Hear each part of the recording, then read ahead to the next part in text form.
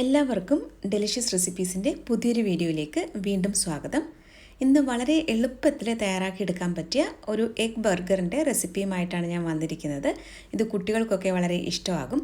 അപ്പോൾ നമുക്കിത് എങ്ങനെയാണ് തയ്യാറാക്കുന്നതെന്ന് നോക്കിയാലോ. ആദ്യം നമുക്ക് ഈ ബർഗർ ബണ്ണൊന്ന് ടോസ്റ്റ് ചെയ്തെടുക്കണം. അപ്പോൾ അതിന് വേണ്ടിയിട്ട് ഒരു പാനിലേക്ക് ഞാൻ കുറച്ച് ബട്ടറാണ് ചേർക്കുന്നത്. ബട്ടർ നന്നായിട്ട് ഈ പാനിലൊന്ന് സ്പ്രെഡ് ചെയ്ത് കൊടുക്കാം. ഇതൊന്ന് ചൂടായി വരുമ്പോൾ നമുക്ക് ഈ ബർഗർ ബൺസ് ഒന്ന് ടോസ്റ്റ് ചെയ്തെടുക്കണം. ഇതുപോലെ ബർഗർ ബൺസ് വാങ്ങാൻ കിട്ടും. അപ്പോൾ ഇത് 2 പീസായിട്ടാണ് ഉള്ളത്. അപ്പോൾ ഇത് നമുക്കൊന്ന് ടോസ്റ്റ് ചെയ്തെടുക്കാം.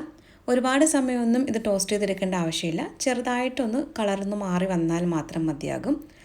ഇപ്പോൾ ഇത് റെഡി ആയിട്ടുണ്ട്. ഞാനിതൊന്ന് പാനിൽ നിന്നും എടുത്ത് മാറ്റുകയാണ്. അപ്പോൾ ഇതിൻ്റെ കളറൊന്ന് ഞാൻ കാണിച്ചു തരാം. ലൈറ്റായിട്ട് ഒരു ഗോൾഡൻ ബ്രൗൺ കളറായിട്ടാണ് ഇത് വന്നിട്ടുള്ളത്. ഇത്രയും തന്നെ മതിയാകും. അപ്പോൾ നമുക്ക് ഈ 2 പീസും പാനിൽ നിന്നും എടുത്ത് മാറ്റാം. ഇനി നമുക്ക് അടുത്തതായിട്ട് 2 മുട്ടയാണ് വേണ്ടത്. ഞാനിപ്പോൾ ഒരു ബൗളിലേക്ക് 2 മുട്ട പൊട്ടിച്ചൊഴിച്ചിട്ടുണ്ട്. ഇനി ഇതിലേക്ക് കുറച്ച് ഉപ്പ് കൂടി ചേർക്കാം. അടുത്തതായിട്ട് ഒരു 1/4 ടീസ്പൂൺ കാശ്മീരി മുളക് പൊടിയാണ് ചേർക്കുന്നത്. ഇതിൻ്റെ കൂടെ തന്നെ കുറച്ച് സവാളയും കൂടി ചേർക്കുന്നുണ്ട്. ഏകദേശം 2 ടേബിൾ സ്പൂൺ തക്കാളി വളരെ ചെറുതായിട്ട് അരിഞ്ഞതാണ് ചേർത്തത്. നന്നായിട്ടൊന്ന് ബീറ്റ് ചെയ്തെടുക്കാം. ഇതിൽ സവാള അല്പം കുറവായിട്ട് തോന്നി. അപ്പോൾ ഞാനിപ്പോൾ കുറച്ചുകൂടി ചേർത്തിട്ടുണ്ട്. ഏകദേശം 3 ടേബിൾ സ്പൂൺ സവാള ചേർത്തിട്ടുണ്ട്. നന്നായിട്ടൊന്ന് ബീറ്റ് ചെയ്തെടുത്ത ശേഷം നമുക്ക് സാധാരണ ഓംലെറ്റൊക്കെ തയ്യാറാക്കുന്നത് പോലെ ഒന്ന് ചെയ്തെടുക്കണം.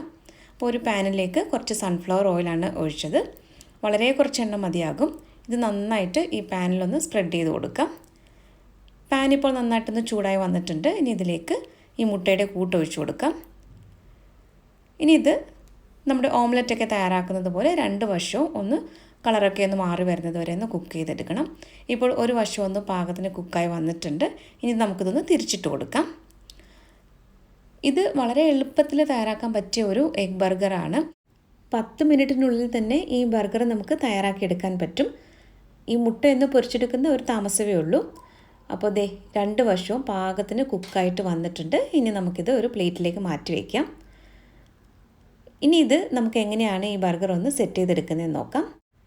ആദ്യം ബണ്ണിൻ്റെ ഒരു പീസ് വെച്ചിട്ടുണ്ട്. ഇനി ഇതിന് മുകളിലായിട്ട് കുറച്ച് മയണൈസാണ് ചേർക്കുന്നത്. ഞാനിപ്പോൾ വളരെ കുറച്ച് മയണൈസാണ് ചേർക്കുന്നത്. നിങ്ങളുടെ ഓരോരുത്തരുടെയും ഇഷ്ടത്തിനനുസരിച്ച് മയണൈസിൻ്റെയും ടൊമാറ്റോ കെച്ചപ്പിൻ്റെയൊക്കെ അളവിൽ മാറ്റം വരുത്താം. കുറച്ചുകൂടി മയണൈസ് വെച്ചിട്ട് നന്നായിട്ട് ഇതൊന്ന് സ്പ്രെഡ് ചെയ്തെടുത്തിട്ടുണ്ട്. ഇനി ഇതിന് മുകളിലായിട്ട് കുറച്ച് ടൊമാറ്റോ കെച്ചപ്പും കൂടി വെക്കുന്നുണ്ട്. എന്നിട്ട് നന്നായിട്ടൊന്ന് സ്പ്രെഡ് ചെയ്ത് കൊടുക്കാം. ഇതിന് മുകളിലായിട്ടാണ് മുട്ട വയ്ക്കുന്നത്. ഈ ഓംലെറ്റ് തയ്യാറാക്കിയെടുത്ത ശേഷം ഈ ബണ്ണിൻ്റെ സൈസിൽ ഞാനിതൊന്ന് വട്ടത്തിലൊന്ന് കട്ട് ചെയ്തെടുത്തിട്ടുണ്ട്. അപ്പോൾ 2 മുട്ട ചേർത്തിട്ട് തയ്യാറാക്കിയിട്ടുള്ളത് കൊണ്ട് തന്നെ അത്യാവശ്യം നല്ല തിക്കായിട്ട് കിട്ടിയിട്ടുണ്ട്. ഇനി നമുക്കിത് വെച്ച് കൊടുക്കാം. ഇതിന് മുകളിലായിട്ട് ഒരു സ്ലൈസ് ചീസാണ് വയ്ക്കുന്നത്. ഇനി ഇതിന് മുകളിൽ നമുക്ക് കുറച്ച് വെജിറ്റബിളൊക്കെ വെച്ച് കൊടുക്കാം. ഞാനിപ്പോൾ സവാളയും തക്കാളി മാത്രമായിട്ടാണ് വെക്കുന്നത്. കുട്ടികൾക്കൊക്കെ വേണ്ടി തയ്യാറാക്കുമ്പോൾ കൂടുതൽ സവാളയൊക്കെ വെച്ച് കഴിഞ്ഞാൽ അവർക്ക് ഇഷ്ടമാകില്ല. അപ്പോൾ അതിനനുസരിച്ച് നിങ്ങൾ വെച്ചാൽ മതി. നിങ്ങളുടെ കയ്യിൽ ലെറ്റ്യൂസ് ഉണ്ടെങ്കിൽ അതുകൂടി ചേർക്കാം. ഞാനിപ്പോൾ തക്കാളിയും സവാളയും മാത്രമാണ് ചേർത്തിട്ടുള്ളത്.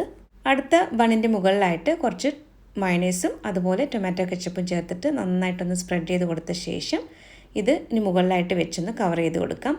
അങ്ങനെ നല്ല രുചികരമായിട്ടുള്ള നമ്മുടെ എഗ് ബർഗർ ഇവിടെ റെഡി ആയിട്ടുണ്ട്. വെറും 10 മിനിറ്റിനുള്ളിൽ തന്നെ നമുക്ക് തയ്യാറാക്കിയെടുക്കാം.